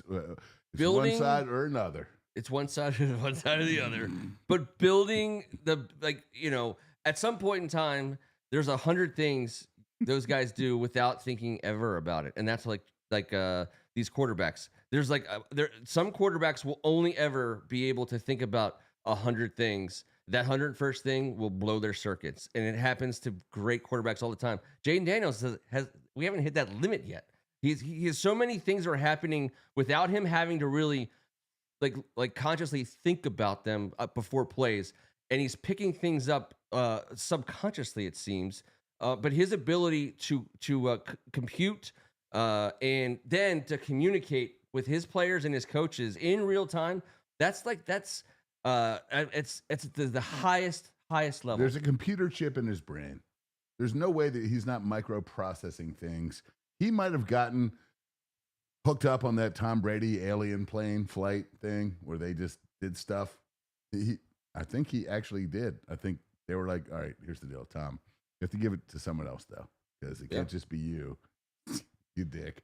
Here, by the way, I have 2 for you. Good. 2 for you. Good. First thing, because you talked about it before, I do think that in one of the great NFL storylines and the way that the world works, that Dan Quinn and Kyle Shanahan will face off in the NFC Championship game this year. And I think that will be an awesome matchup with just crazy amounts of Debo drama. Jam, all of it.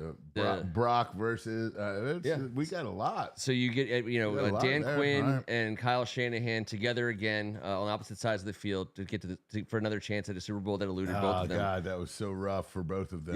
Yeah. It really was, dude. It really was. It was brutal. I watched it live. It's when I had to determine Tom Brady was the best of all time. I watched that game. Like, how can you not say it? Like, I don't dislike him, but I don't love him either. No. How do you look better when you're freaking 52 than you did at your NFL combine? Like, you sack of shit. You lying sack of shit. It's becoming more questionable by the second. However, as a Brett Favre guy through and through, I also can't, credibly sit here and tell you that, Brett Favre is a better NFL quarterback than Tom Brady. It's stupid. But I can tell you oddly that this reminds me of Brett Favre. Yeah. Well, except for it's a little this is curvy. way huger. Yeah, it's a little bit and less. Yeah, sorry, more pencily, less penny. Ew, what a dirtbag. That's your boy. I will say, I don't know, but the other thing I was thinking about, because I had two things. One was the Dan Quinn, Kyle Shanahan dream match in the NFC Championship game. I think they're the ones who beat Philly, not us, in the playoffs. And the good for them. They're built for it. They stay healthy. The other, like in the universe where Cliff Kingsbury is not with us next year, the best scenario that I see in the natural evolution of Jayden Daniels in my mind, because when I think about him, I actually look at him and I see a little Jim Kelly action, the ability to potentially call some plays and to be on the field calling an offense. Yes, potentially, and have the ability to. Last week, if he has that leash, then at the end of the day, then Cliff Kingsbury. I was wondering about the Jim Kelly, but I get it. If you're gonna turn the offense over to Jayden Daniels, then Cliff Kingsbury can be a head coach anywhere he wants. Because at that point, Jayden Daniels is calling the plays, and that's kind of a good outcome for everybody. But I want Cliff Kingsbury here. But no quarterback ever in this day and age is going to get to call the plays. Unfortunately, okay. But they will get the freedom to call the plays within the framework. Like in meetings ahead of time? Specifically what will happen. Yeah. Now, they're not just out there like, hey, hey, let's get the second string tight end in there. He hasn't gotten any reps yet. The script, they'll be in charge. They'll be like head script writers. He will do exactly what you said earlier. He'll come out and be like, that motherfucker cannot guard Diami Brown. I played against him at blah, blah, blah, blah, blah, blah. He has no hips. He's tight as shit, and he's on the backside. When we ran they try to cover the fret. He can't handle it. Trust me, coach. Like, that's the type of shit. The interesting, and that'll be from a backup. It's not like the analytics aren't going to be there. That's when you trust your guy. That's when an OC, play caller, and a quarterback meld into this amazing formation. And that's what we're about to witness. They haven't gotten there yet. No. And all I'm saying is they're about to. If the real reason why what you said, I believe, is correct, that no quarterback will ever get the Jim Kelly freedom again, is because because Jim Kelly, if Jim Kelly had that freedom today, in addition to doing what he did, he would also, between plays, have to call the personnel. Like, he would have to go from 21 to 12 and 31. That's specifically why. I mean, that's now. I knew this. We read this. We know this about Jim Kelly. We adore it about Jim Kelly. But he had 11 guys. All. Right. You're gonna call he's gonna call plays with the same 11 guys for the most Jim, part. I'm hurt. No, you're not. Shut the fuck up. I don't know who the backup left guard is. My tight end, my running back. Let's go. We're gonna. That's all my plays to call for. But I will say that Jayden, of all the things Jayden is capable of, based on his current trajectory, I would say it's just not impossible that you couldn't see Jayden Daniels after the final whistle go over the sidelines and give like the signs for. I mean, this is like 10 years down the road. No, it's not. But at all. Or 5 years. It's 10 months to 18. But it will be within the framework. And also, I mean, come on, man.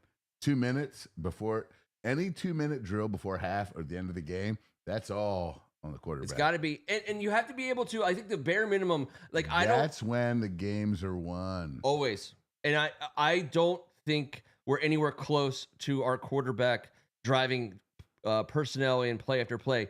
But I want the first step to that, which I don't think is far off, and I do want him to have right away. He has to have the ability to call off a personnel change, because so much about our offense is tempo, and so many times last year. But when we're in tempo, there's no personnel changes. But we sub a ton, and the referee stands in front of Jayden, because if we sub, they sub. They're allowed to. They're allowed to. But what I love is when we don't.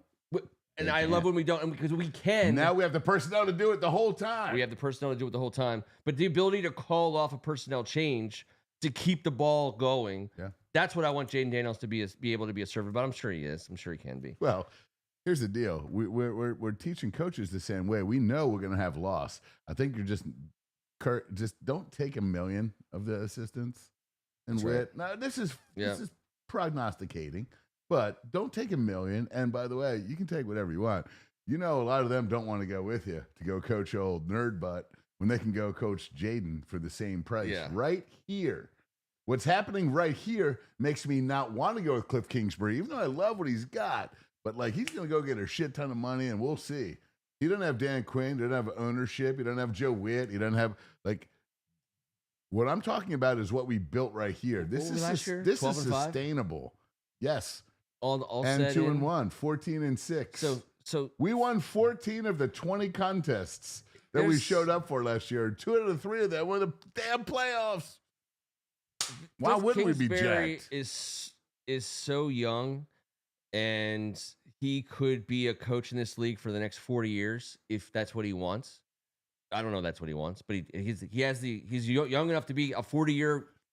Like the lifers in this league are out everywhere. He's so good at this, and it's so ridiculous. There's no need for him to like race into the next head coaching job. No. I love the fact that we're talking about this, and we should talk about it all season. I don't want to get overboard. I know, but I don't want to be negative either. Because I think he's staying already. Good. Then you're being positive. Yes, I think this is already the best situation for him under the assumption and belief that he's going to be in this league for 20 to 30 years. Why wouldn't he? If he wants to. What happens when all of a sudden Kingsbury's got old balls? You know what happens.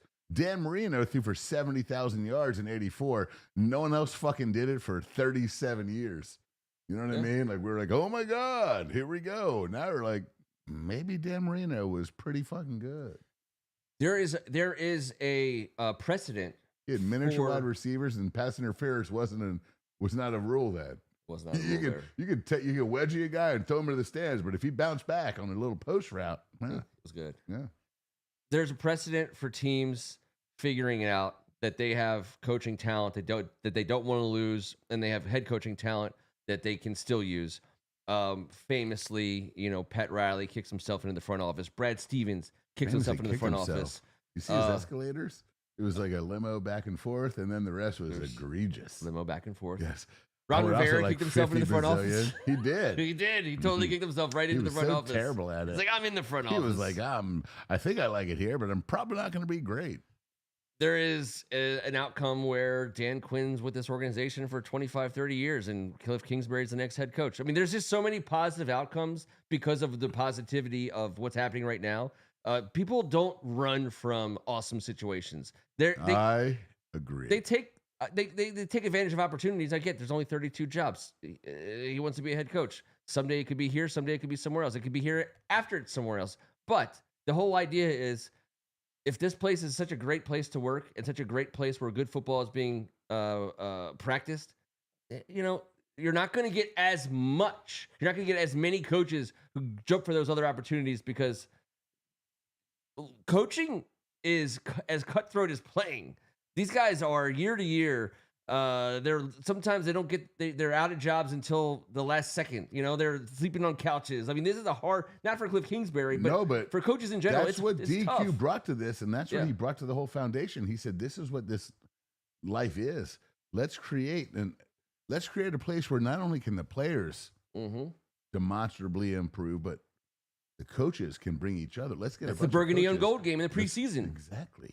It's everyone trying to take each other. A high tide raises all ships. High tide raises all ships. And in football, it's specific. That quote can be said by anyone at any time, but it's so real.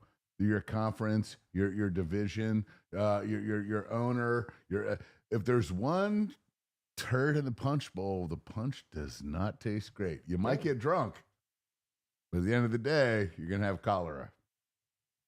I can see a situation, cholera notwithstanding, where Dan Quinn plays like the Earl Weaver type of manager. He's just kind of sitting there with it. He doesn't even have a headset on. Two opposite cats from freaking somewhere in awesome Maryland. Kingsbury has all the power. He's wearing the headset, and Dan Quinn just runs Dan out. Quinn will always be I feel like he's got the backward hat already. I know. I do love that he's part of the front office. Like Dan Quinn, they create a new whole thing. Like the GM's GM, whatever that title will be. Like there's like the non-nerdy GM.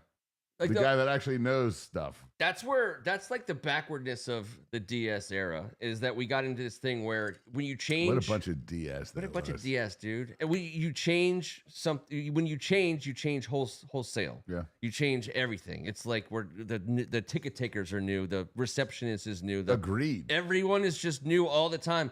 And now I think the idea is in a saner scenario. Oh, and by the way, also everyone. There's a reason why people left that place because it was a terrible place to work. Now it's a good place to work. But now the idea is, okay, when we change this position, that doesn't mean we need to change all this other stuff because we still like all this other stuff. And we just, maybe now there's promotion from within. There's the development of in the building talent. It's crazy. We're making everyone better. It's the most positive. It's the most non-DS shit of all time. And it's because we deserve it. It's because we deserve it. Guys, everyone here loves these guys for the right reasons from back in the day. The Beathard, Gibbs era. Now we're allowed to feel that way again going into a season for the first time since I was 17 years old in 1992. And I am effing thrilled. And I'm thrilled I get to do it with this group, do it in this basement. And I'm thrilled that in an hour and 23 minutes, we get to wish our brother a happy birthday. It's T. Strachan's 50th birthday on Wednesday, September 3rd. In an hour and a half. And we had a great time with so many awesome people at the Strachans. Thank you so much to Leslie and the family for hosting. We celebrated over the weekend. Kevin and Caroline and everyone for organizing. What a great afternoon it was. And amazing families everywhere celebrating our guy. I was thinking about T when I was talking. We're gonna do this. Now I need your help, Kev. Let's go.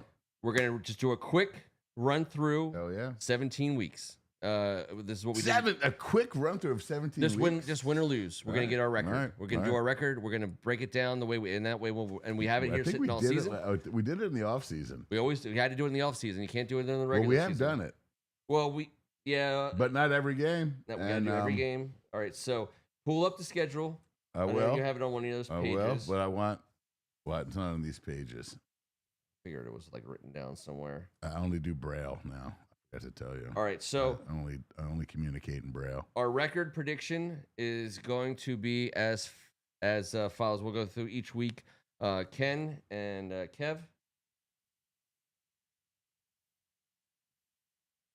This line here. We'll go here. All right. Oh, by the way, while we're doing this, on the board, gets a pick. Board gets the first one that pops. Yep, and we'll do a board pick. All right. Board picks for T. By the way, T always was generally a bit more right about football stuff. Ken and I were like, we're gonna eat marshmallows and mushroom clouded. We're gonna lose. We're gonna fucking lose. Piss. We wish we weren't losing. We just tried our best. All right, Kev. Can I just run something by you real fast? Yes. And the board. Yes. Want to run something by you guys. This is something that I was thinking since we're done with it. And as of this show, we will not talk about it again until the offseason. But the preseason, just throwing this out there. The whole staring notion. Right here? No, I should be staring right here. No, sorry. Camera one, camera two. Camera one, camera two. Instead, so like we have. When I'm deep in thought listening. We have 90 guys. And we get to keep them till the very end of the preseason now, right? I firmly believe that in the auspices of the same like goal of preseason, which is to get your guys ready, decide how you want to play guys. No one's forced to do anything, but a preseason tournament. So it's a 4-week preseason. We're not doing the 17-week thing if we're doing the preseason tournament. Bring the preseason. No, because it's the you're only allowed to play a preseason tournament. So the weeks of the preseason, we're not gonna, people aren't. It will be lined up so that a 90-man roster, one 90-man roster will get a big payday for winning the preseason tournament. A bunch of guys who are getting cut tomorrow will win a bunch of money. From who?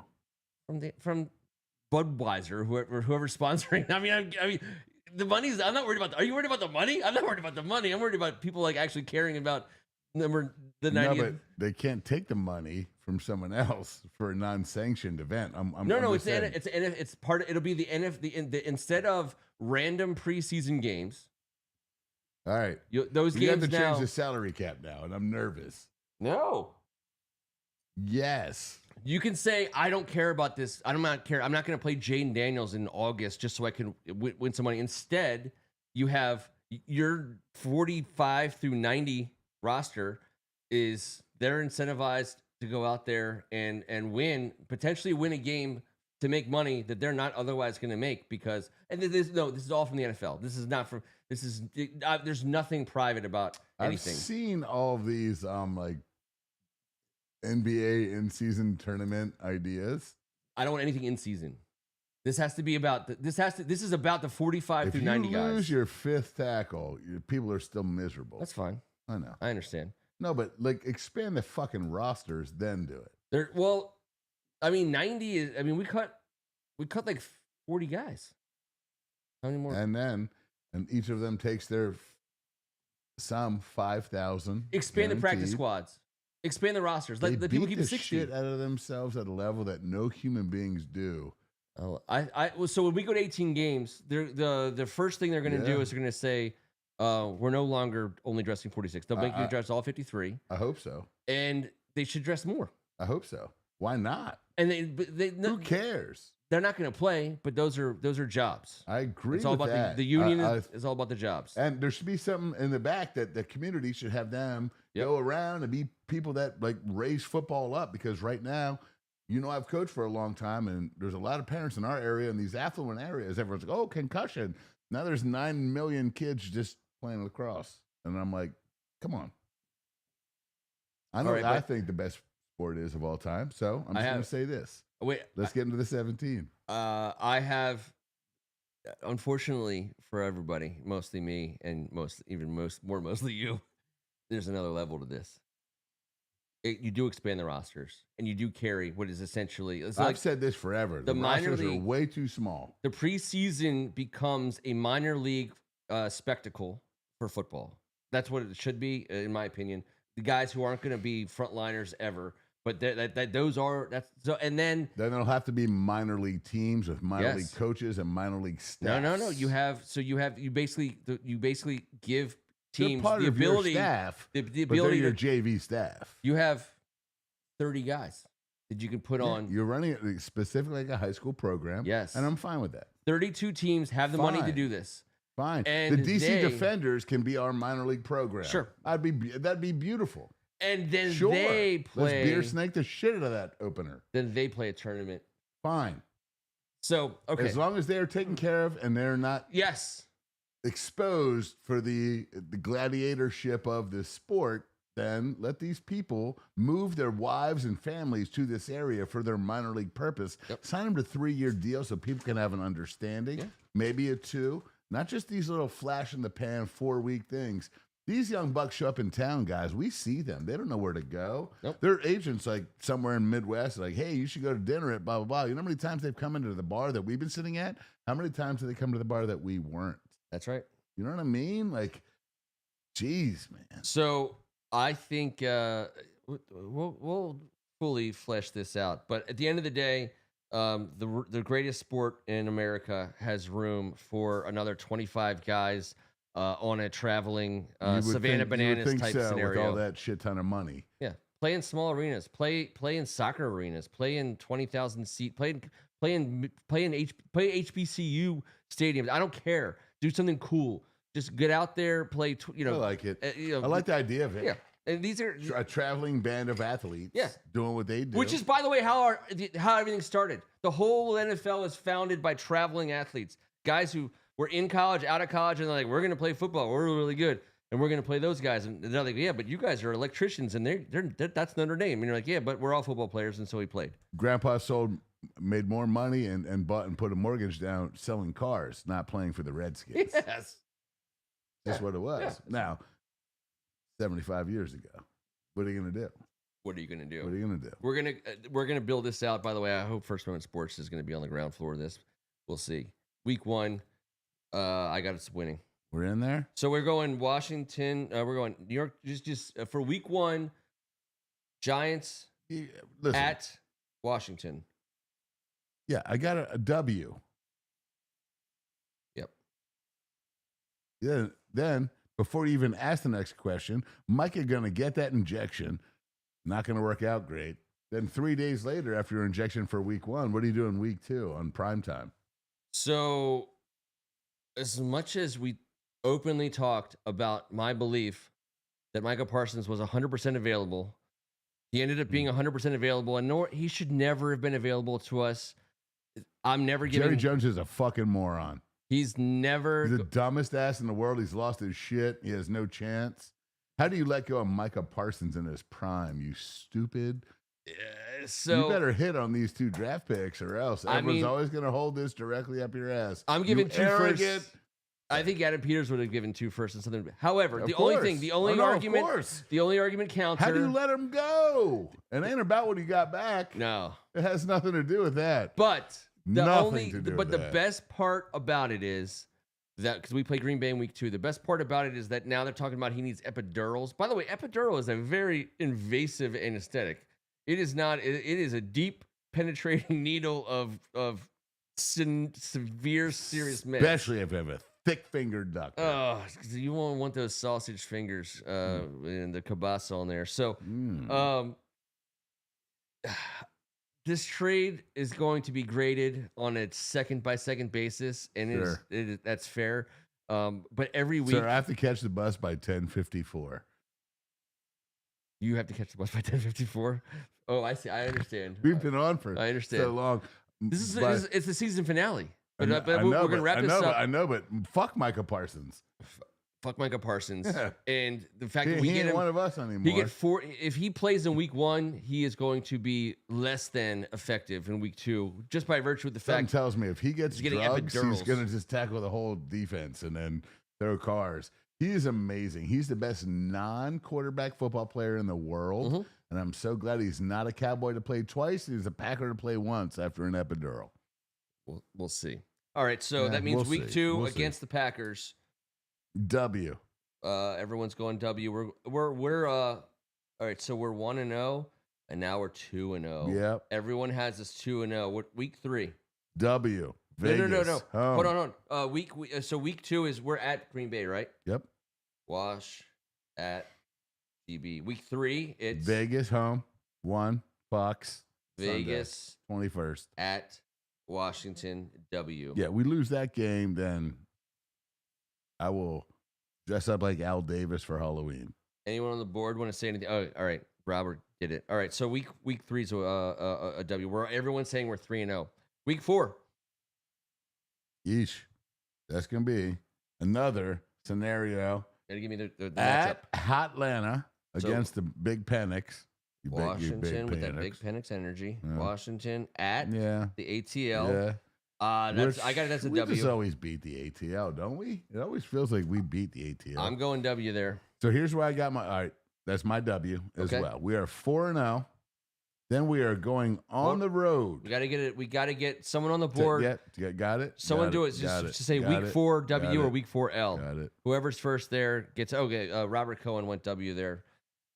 He's the first one in. At the Chargers. So Washington. And I think we take a little slip back that week. Chargers. Just saying. Cross country, physical team, great quarterback. Hard to go 5-0 in the NFL. That's where I see a loss. Slater, their left tackle. How's he doing? No idea. No idea. By the way, I don't know how he's going to be doing on Sunday, October 5th. As of today, it's Tuesday. I think September 2nd. I'm worried that he's I think he's out for the season. Is my point. That's a left tackle loss before the season starts. That's my only thought about. To me, he's like. Let's not overthink 1 of 70. Well, but you pick whatever you want, but it's not player. Because of one guy. I think Derwin James is their best player. Derwin James is their best player. And also Justin Herbert is their best player. But all right, good. If Justin Herbert and Derwin James are there, then we're in trouble on the West Coast, and they got a shit ton of physical guys because Harbaugh goes like we go. They impose their will like the Lions do, like we do, like the Eagles do. All right. Like the 49ers do. The teams that want to come up there and kick your freaking ass. All right, so Board says I'm not W. saying I don't think we're better than them. I'm saying I think we go out west and maybe take one on the chin. I think I like our defense against a line without Rashawn Slater, but that's also September 2nd.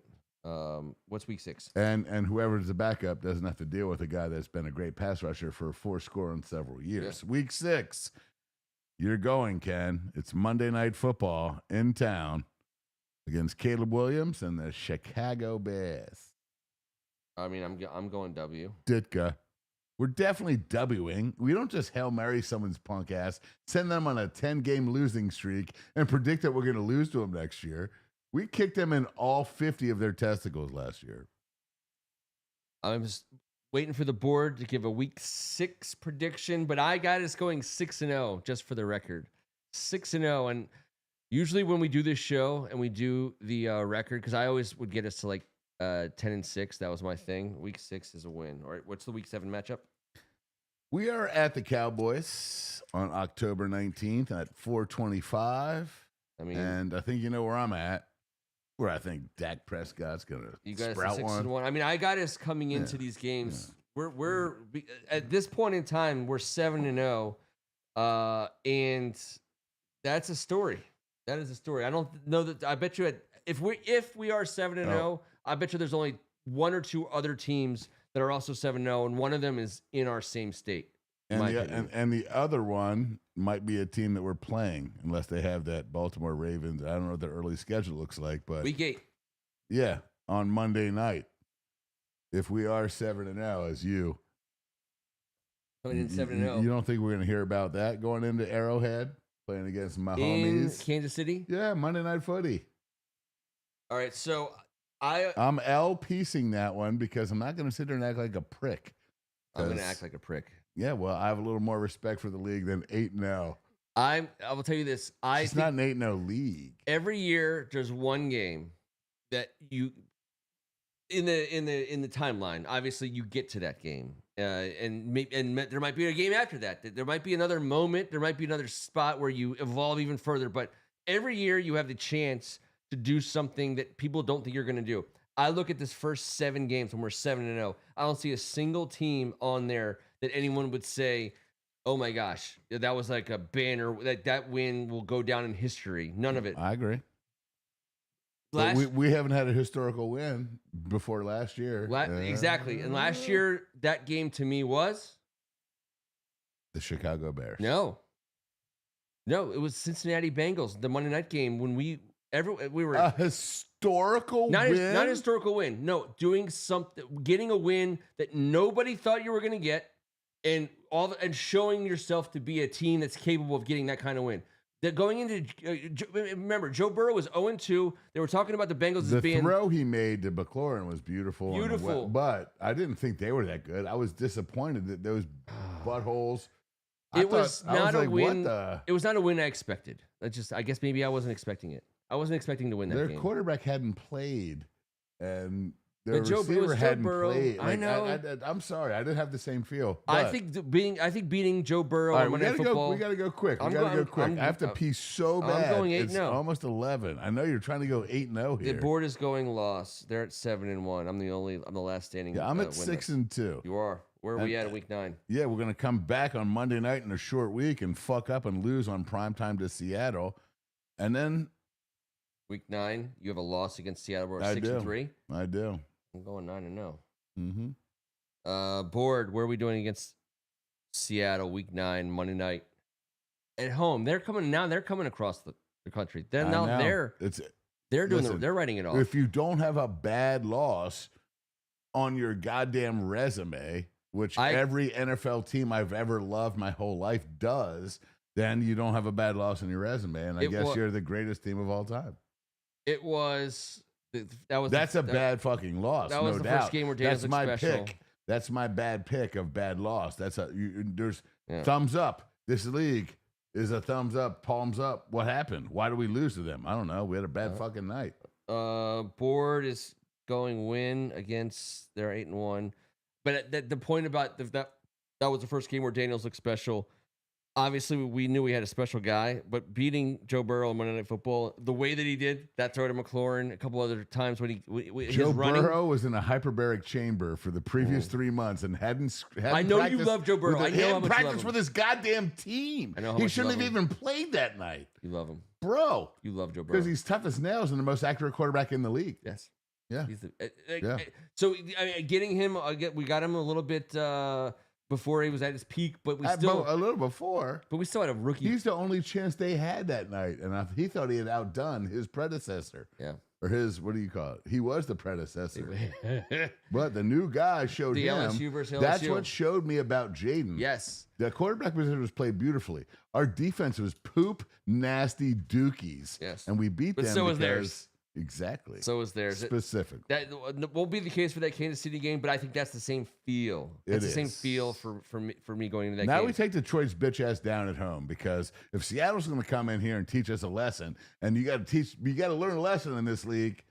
You can't just pick what the favorites are. Seattle beat us, and then we go and beat Detroit's ass. All right, like so we you did got us last going time. Yeah. 7-3. I'm 7-3 before we go to Madrid. Week 10, I have us losing to Detroit. I just I don't believe in I don't think we're going undefeated. Let's just put it that way. And at some point, you're going to get to me, riding 9 straight wins is enough to get you due for a loss. Where does the board have us against Detroit? Need a Detroit prediction. I can't see. I'm squeezing my cheeks together. What do you have? Give me the week 11. Give me the week 11. Week 11. In Madrid, we are taking Miami. Tariq Hill has been gone for weeks. Their goofy ass coach has worn off his whole entire, and we beat the fudge out of Miami. In Agreed. Madrid. 10-1. Chill out for a week on a bye. 8-3. Week 12 is our bye. Week 12 is the bye week. I'm gonna go through. That's a great one. Week 13, we come back. I dare you to predict we lose on week 13, because I know you love both the coach and the quarterback, and I think we just give them a little West Coast bitch slapping and take old Denver down. We're on in Sunday. Denver? No, we're home. Altitude seems fine to me at Northwest, and we're playing Denver, taking them on Sunday Night Football, another primetime event. All right, so I got this as a loss. I'm going 10-2. You have it as a win. We're going 9-3 for you. I need a week 11 win versus the Finns, so that's 10-1. All right, so board has to give me a week 13 against the Broncos. Home versus Denver on Sunday Night Football. I see this as Greg's giving us a win. Fucking blowout. I have no idea why you love Denver so much. Okay. And I'm going to tell you right now, that night, I'm going to say, Ken, this is why. I have no idea why you love Denver. I want to be there. I want to be there that hope day. so. I think that's going to be a great night. I hope so. Can I just take 2 seconds to say, I think their defense is special. I think that Sean Payton got the way that Adam Peters went scheme specific at certain positions. I think Sean Payton did the same thing for his scheme. I think Evan Ingram's going to have a good year. I think RJ Harvey's a good guy for that. I think Cortland Sutton is just every year he just is a baller. Boring. I understand. Cortland Sutton is boring. They made the playoffs last year, and I think they'll be better. And got worked.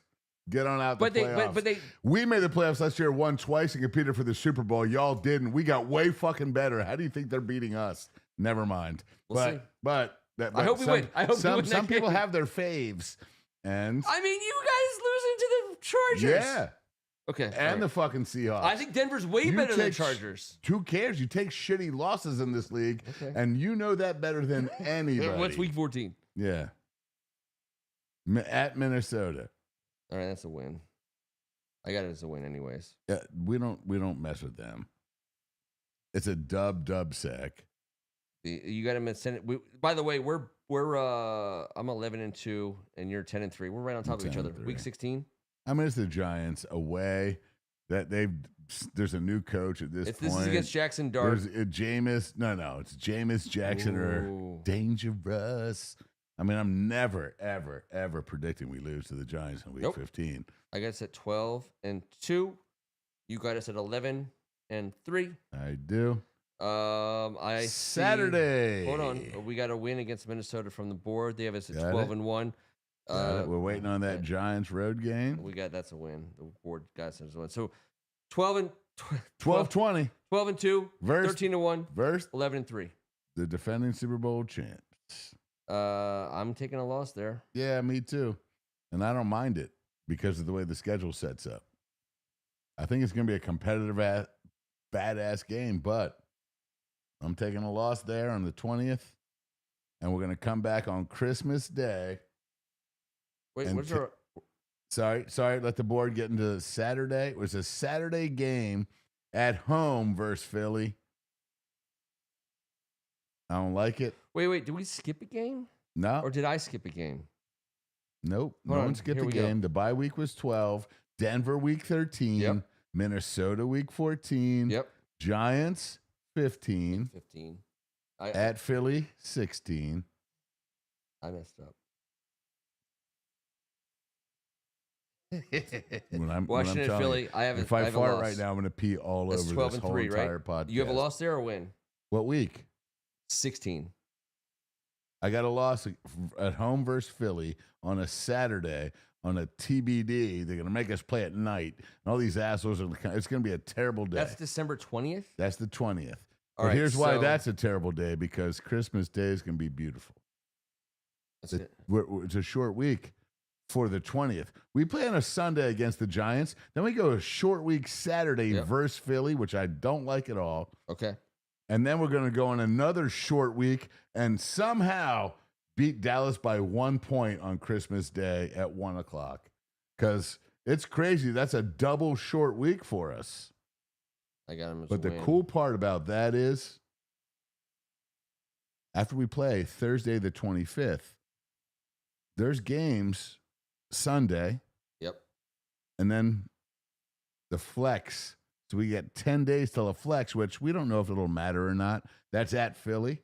You got to think that might not be one of those games that matter. But I'm giving us the dub. This is going to be a fourth week of the preseason type of feel. Yeah. If we, in fact, have 13 wins or 12 wins, Philadelphia is not going to have much less. There's not going to be, if that's the case, this is going to be a Marcus Mariota special. This is going to be a Ja'Cory Merit special. And that's why I'm peeing on myself right Jordan now. McGee. That's why my pants are hot. Can I say more names? We're going to say everyone's got that down as a win. Yeah. All right. And by the way, that actually might be a meaningful win in terms of seeding, because all right, we got it all right here. We'll be referencing this on a weekly basis. We have to get out of here quickly. I've never once had to say it again. We have to get out of here quickly. Here's what I'm going to do. I'm going to give us a little bit of Viking. 2 hours. Let's go with a little bit of country music to get us out of here. On behalf of First Amendment Sports, we will see you next week. Everybody's still listening. We'll talk about you guys. You're the freaking best. An actual game. This is the best. He's Kevin the best Ricca. team ever. The best team ever plays on Sunday, and I can't wait to talk about it with you guys next Tuesday. Homeboy, great job. Hey, happy birthday, T-Bird. We love you. We miss you. We think about you every second. We're going to remember you all season and forever. But tonight at midnight, boys, or tomorrow, over the weekend, how about a little cheers for old number 13? And let me also say, in a surprise 30-minute segment that I just drew up before the show. It's called Swimming in Kevin's Pee. Everyone loves 49-year-olds for 2 more weeks going wild. I appreciate you guys. We're coming back next week. I just want to say my own shout out. It's the season finale. We started the season with our brother. We ended the season with Kevin and I here on the stream with you guys, but he's still with us 100%. At all times, I think about him constantly, especially on days like today when we picked a record for our favorite team together. I know that's why you did it, and it's 100% why I did it. And I loved it. Join us on Saturday. We're going to be doing high school football. Yeah. We need all you guys there if you're around, because we're going to be doing we're going to be doing that for the first time without T. So listen, this is an awesome family. We're going to keep on coming back. We'll see you guys next week after a win. Hail to the Redskins. I'm Ken Meringolo. This was Thank God It's Tuesday. We'll see you in 7 days. Man, we you guys are the best. Still live. Seriously. If you just hear like a 30-second pee and then like a huge fart, it's not a fart. Still alive?